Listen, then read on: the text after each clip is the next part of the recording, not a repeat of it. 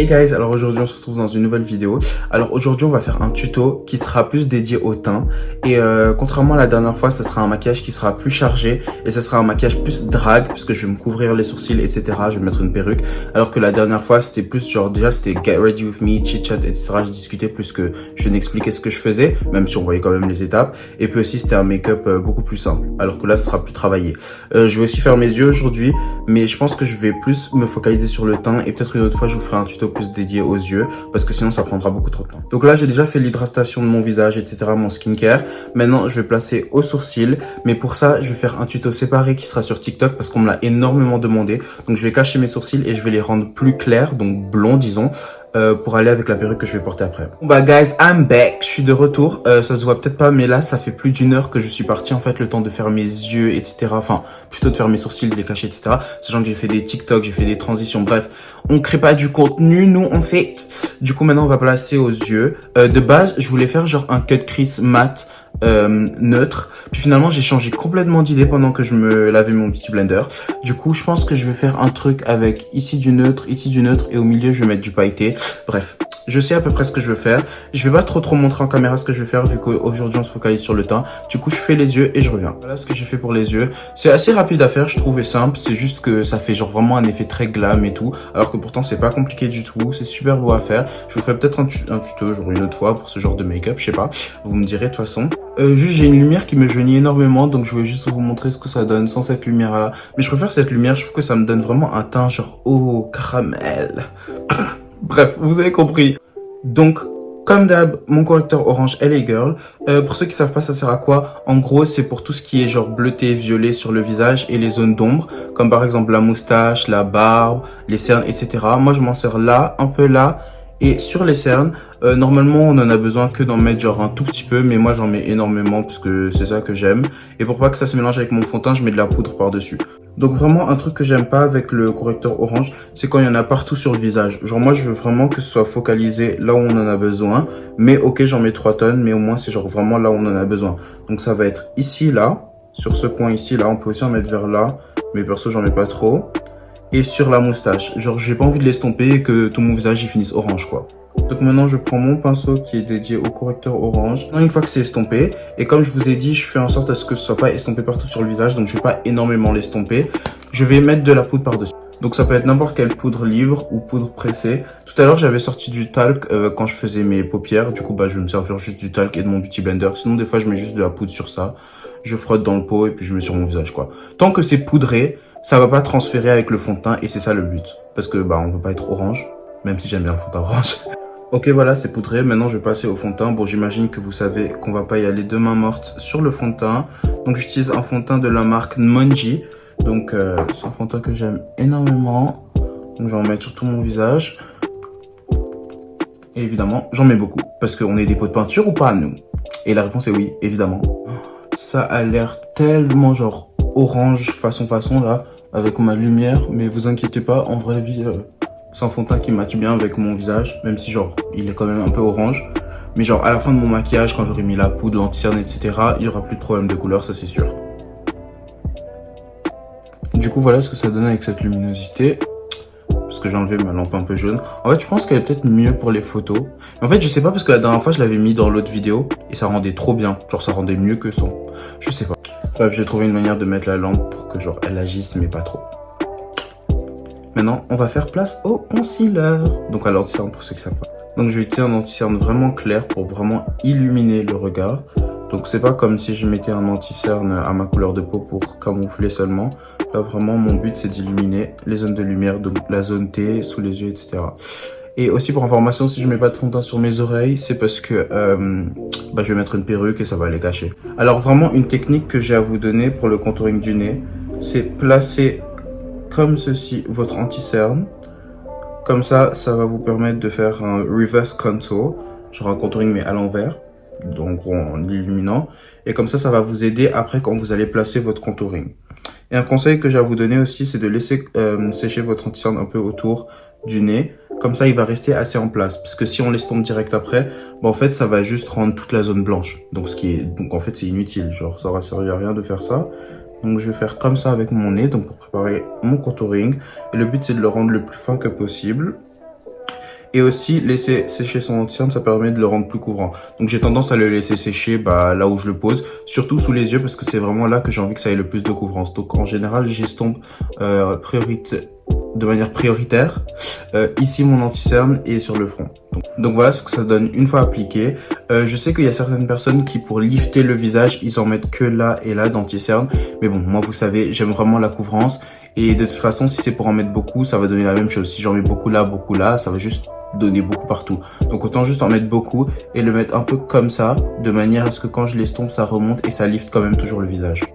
Donc là, cet anti-cerne, je trouve qu'il sèche un peu vite, donc il n'y a pas forcément besoin de le laisser sécher trop longtemps.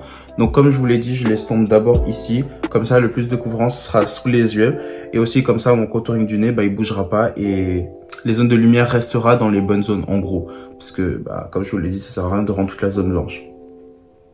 Bon, comme moi je suis quelqu'un qui aime beaucoup la couvrance et que là on fait un look un peu drag, évidemment j'ai rajouté de l'anti-cerne, puisque toujours plus. Franchement l'anti-cerne c'est vraiment une étape que j'adore dans le maquillage.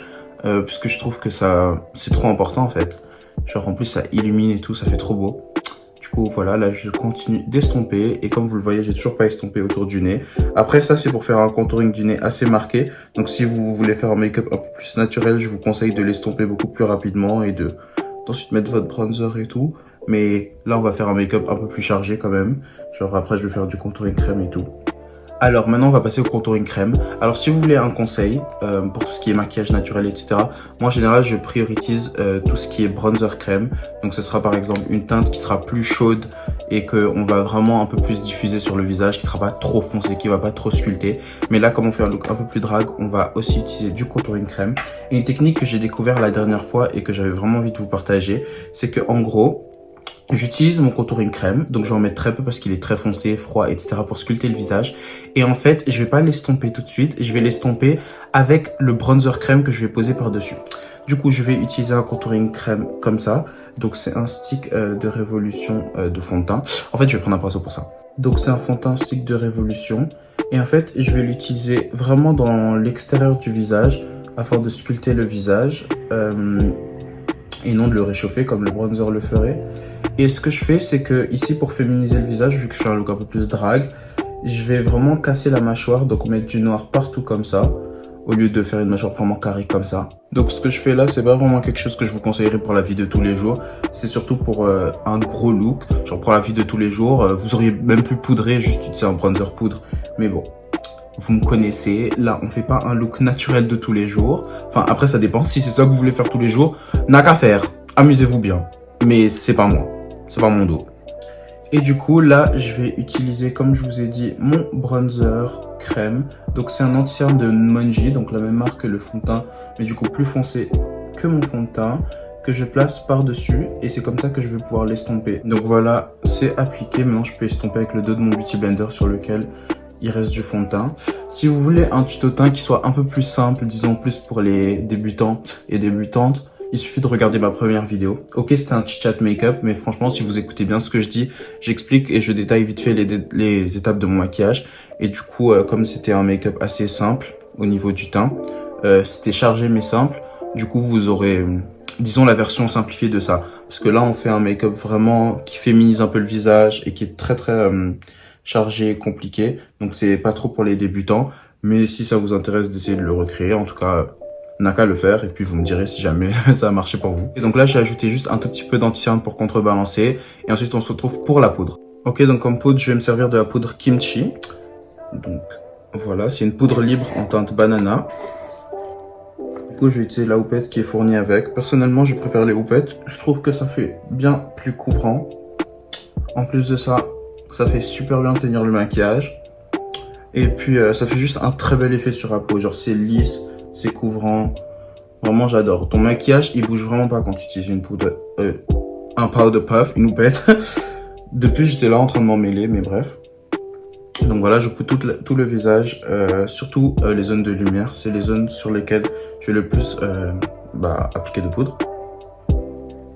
Donc voilà ce que ça donne. Maintenant, pour renforcer mes zones de lumière, je vais utiliser cette poudre qui est une poudre de Morphe. Donc c'est la Brightening Pink Powder. Donc c'est une poudre, en fait elle est rose et elle sert vraiment à illuminer. Du coup, je vais m'en servir sur mes zones de lumière et ça va permettre de vraiment snatch la face, en fait, snatch the face. Ok, donc pendant que ça c'est appliqué, je vais faire mon bronzer avec cette palette de chez Morphe. J'ai pas spécialement envie de faire du contouring poudre, sachant que j'ai déjà fait du contouring crème. Et des fois, quand je fais des teints assez chargés comme ça, je mets aussi du fond de teint en poudre par-dessus. Mais comme là, j'ai envie d'être assez structuré, disons, bah, je vais juste utiliser du bronzer. Comme ça, il y aura des zones de lumière, des zones d'ombre, et ça fera pas genre un peu mélangé. Puisque le fond de teint en poudre par-dessus, ça a tendance à un peu mélanger les couleurs. Du coup, ça fait plus estompé, mais disons que là, on veut être plus marqué, quoi.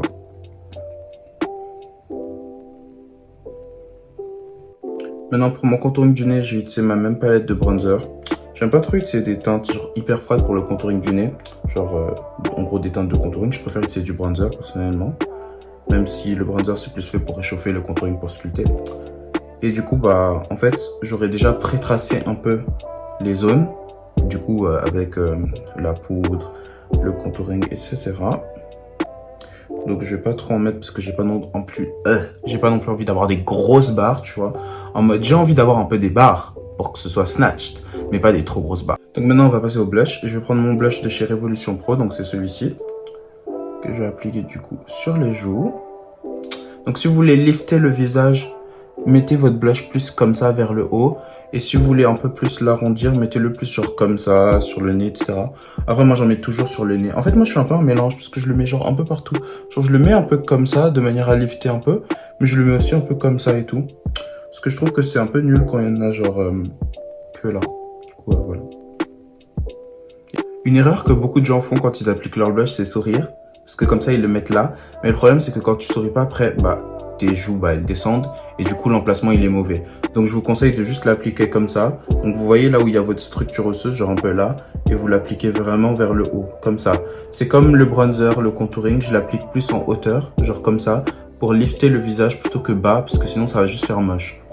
Du coup, le but, c'est pas forcément de le mettre que dans le creux. Mais disons un petit peu plus. Genre comme vous pouvez voir, mon contouring, il est là. Ensuite, il y a mon bronzer. Ensuite, il y a mon blush. Alors pour mélanger un peu toutes les matières poudreuses que j'ai mis sur mon teint, j'ai utilisé ce fixing spray. Donc franchement, vous prenez n'importe lequel. Des fois, j'utilise même un spray primer de Primark. Genre le but, c'est juste d'un peu mélanger, disons, les matières, tout ce qui est poudre, crème, etc. ensemble. Ok, donc voilà ce que ça donne pour le reste de mon make-up. Maintenant, comme highlighter, je vais appliquer ce fard-là de Kiko. Donc de base, c'est un fard à paupières, mais moi, j'aime bien m'en servir comme highlighter. Parce que ça fait genre hyper pailleté, c'est magnifique. Du coup, là, j'applique mon highlighter et je reviens.